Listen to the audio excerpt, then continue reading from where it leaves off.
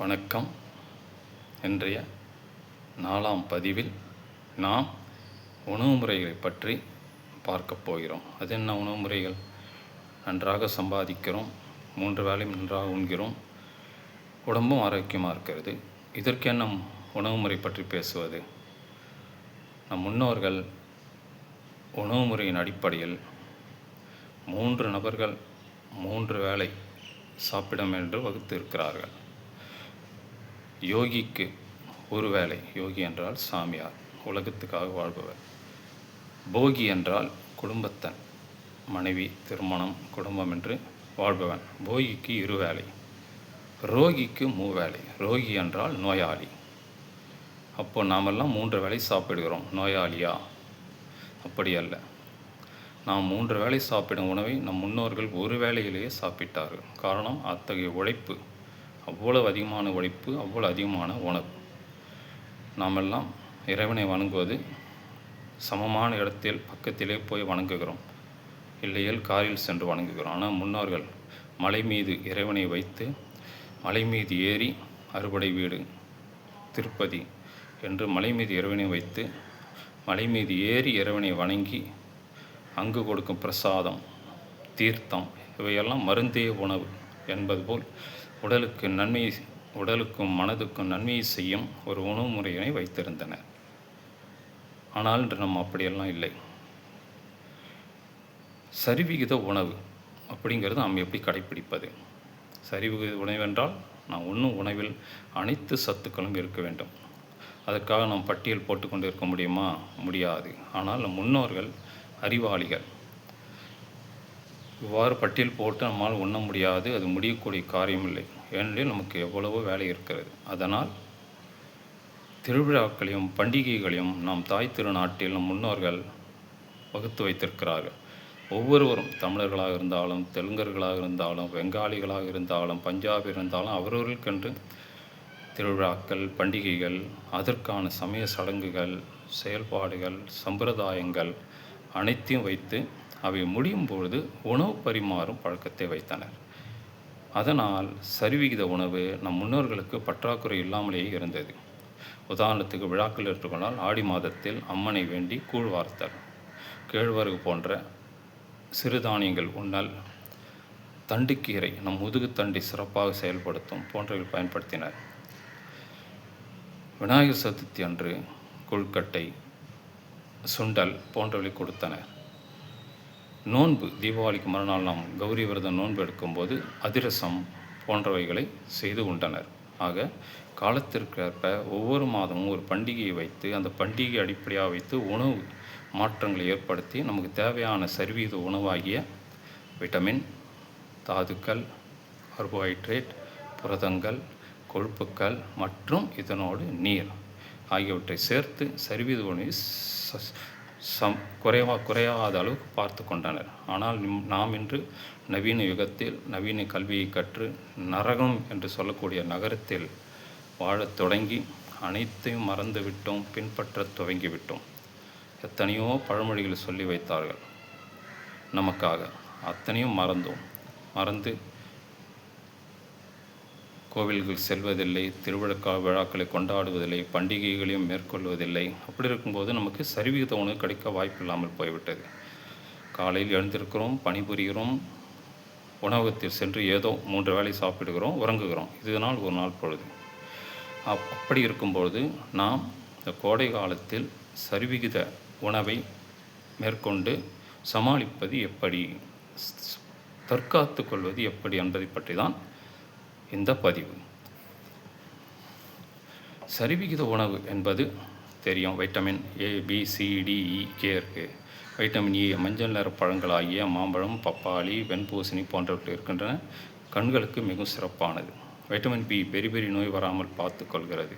Vitamin C scurvy என்ற குறைந்தால் ஈறுகளில் சீழ்வடிதல் போன்ற பிரச்சனையை உருவாக்கும். வைட்டமின் சி சிட்ரஸ் பழங்கள், நெல்லிக்காய், ஆரஞ்சு போன்றவற்றை சிறப்பாக இருக்கின்றன. வைட்டமின் டி ரிக்கட்ஸ் எலும்பு நோய்கள் வராமல் தடுக்கின்றன. வைட்டமின் இ இனப்பெருக்க மண்டலத்தை பாதுகாக்கிறது, மலட்டுத்தன்மையை குறைக்கிறது. விட்டமின் கே உடம்பில் இரத்தம் குறைதலை கண்காணிக்கிறது. ஆக இது அனைத்தும் சரியாக இருக்கிறதா என்பதை பார்த்து சாப்பிட வேண்டும். அடுத்தது தாதுக்கள்: இரும்பு, செம்பு, கால்சியம், மக்னீசியம், பொட்டாசியம் இவை அனைத்தும் நாம் உணவில் இரும்பு ஈரல் சத்தில் இருக்கிறது, முருங்கைக்கீரையில் இருக்கிறது, பேரிச்சம்பழத்தில் இருக்கிறது. இதையெல்லாம் நாம் சாப்பிட்டு சரியாகிவிடலாம். பாஸ்பரஸ், பொட்டாசியம் எல்லாம் வாழைப்பழம் போன்ற பழங்களில் கிடைக்கின்றன. செம்பு சத்து கோங்கரா என்று சொல்லுவார்கள். புளிச்சக்கீரை தெலுங்கு மக்கள் அதை அன்றாடம் பயன்படுத்துவார்கள். அதை சாப்பிட்டால் செம்பு சத்து நமக்கு சீராக இருக்கும். செம்பு சத்து குறைந்தால் வெண்புள்ளி நோய் நமக்கு ஏற்பட்டு உடம்பெல்லாம் வெள்ளை நிறமாக மாறிவிடும். இதையும் பார்க்க வேண்டும். அடுத்தது புரதச்சத்து: மீன், முட்டை, பால் போன்றவற்றில் புரதச்சத்து இருக்கின்றன. உடம்பினுடைய வளர்ச்சிக்கும் வளர்சிதை மாற்றத்துக்கும் புரதச்சத்து மிகவும் இன்றியமையாததாக இருக்கிறது. அடுத்தது கார்போஹைட்ரேட்: சர்க்கரை சத்துக்கள் சொல்கிறாங்க. ஒற்றை சர்க்கரை, மோனோசாக்கரைட், இரட்டை சர்க்கரை, டைசாக்கரைட், முச்சர்க்கரை, ட்ரைசைக்கரைட். அதாவது ஹைட்ரஜன், கார்பன், ஆக்சிஜன் இவைகள் ஒன்றாக கலந்து உருவாவதுதான் சர்க்கரை சத்துக்கள். பாலில் லாக்டோஸ், கரும்பு சுக்ரோஸ், பழங்களில் குளுக்கோஸ் இவையெல்லாம் சர்க்கரை சத்துக்கள். அதுக்கு அடுத்தபடியாக கொழுப்புக்கள் நம் உடம்பினுடைய உழைப்பிற்கும் கட்டமைப்பிற்கும் சக்திக்கும் அடிப்படையாக இருக்கின்றன. இவைகளை எங்கு நாம் பெற முடியும்? தாவர கொழுப்புகளிலும் தாவரங்கள் செடிகளும் இருக்கிறது, விலங்கு கொழுப்புகளாகவும் பிரிக்கலாம். எவை தேவையோ அதை உண்ணலாம். ஆனால் இவை அனைத்தும் உண்டால் போதாது, கூட போதுமான அளவு நீர் எடுத்துக்கொள்ள வேண்டும். நீரே நம் உடம்புக்கு அடிப்படை. நம் உடம்பில் 70% நீரால் கட்டமைக்கப்பட்டுள்ளது. அவைதான் இரத்த ஓட்டத்திற்கு சிறப்பாக செயல்படுகிறது. இந்த அத்தனை சத்துக்களையும் உடம்பில் சேர்ப்பதற்கு காரணமாக இருக்கிறது. அதுக்கு அடுத்தபடியாக உயிருள்ள உணவுகள். இந்த சத்தான உணவு எதில் எடுக்கலாம்? உயிருள்ள உணவுகள். அது என்ன உயிருள்ள உணவுகள்? தாவரங்களிலிருந்து செடிகளிலிருந்து பறித்து அப்படியே சமைக்காமல் என்பது உயிருள்ள உணவுகள். தேங்காய், பேரிச்சம்பழம், வெள்ளரிக்காய், கேரட், உலர்ந்த பழங்கள், தர்பூசணி போன்ற நீர்க்காய்கள். கோடை காலத்தில் வெள்ளரிப்பழம், தர்பூசணி, வெந்தயம் கலந்த மோர் இதை அனைத்தையும் சிறப்பாக உண்டு நாம் கோடை காலத்தை நம் உடல் நலத்தை வறட்சி இல்லாமல் நெய்ப்புத்தன்மையோடு, நெய் ரொம்ப முக்கியமாக சேர்த்துக்கொள்ள வேண்டியதாக இருக்குது. அடுத்தது சைவ உணவாக இருந்தால் இன்னும் நலம். கீரைகள் சமைக்காமல் சொன்ன இந்த உயிருள்ள உணவுகள் என்று சொன்னோமே அனைத்தும் சைவம்தான். அதனால் என்ன பயன் என்றால் செரிமான நேரம் குறைகிறது, உறுப்புகளுக்கு வேலை குறைகிறது, அதனால் நம்ம உடல் வெப்பமடைவது குறைகிறது. அசைவ உணவு உண்டும்போது கடினமாக செயல்பட வேண்டியதாக இருக்குது.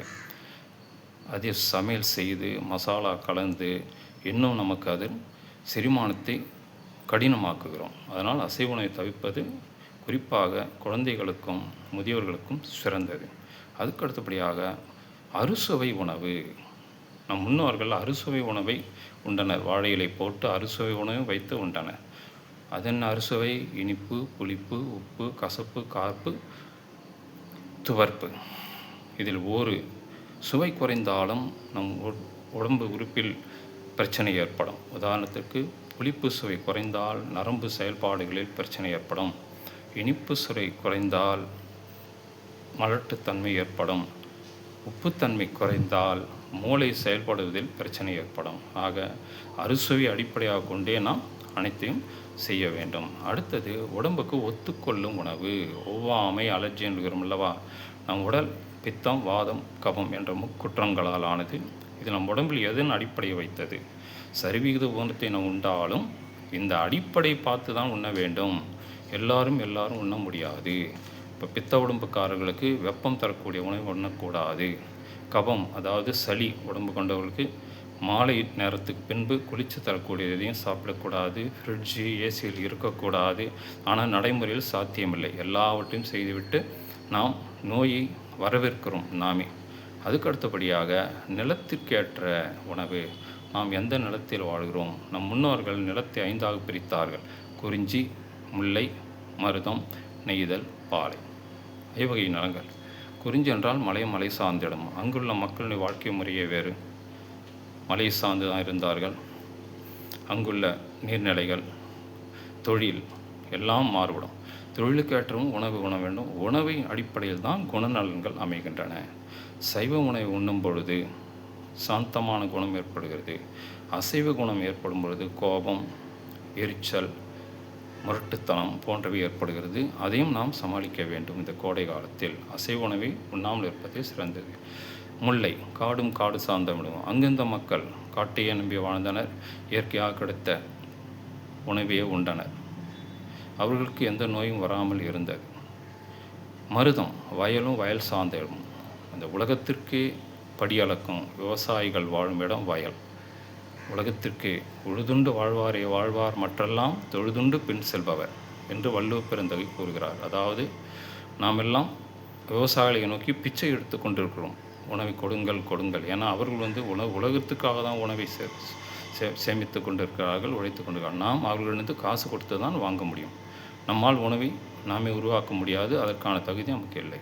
அதுக்கு அடுத்தடியாக நெய்தல், கடலும் கடல் சார்ந்த இடமும்.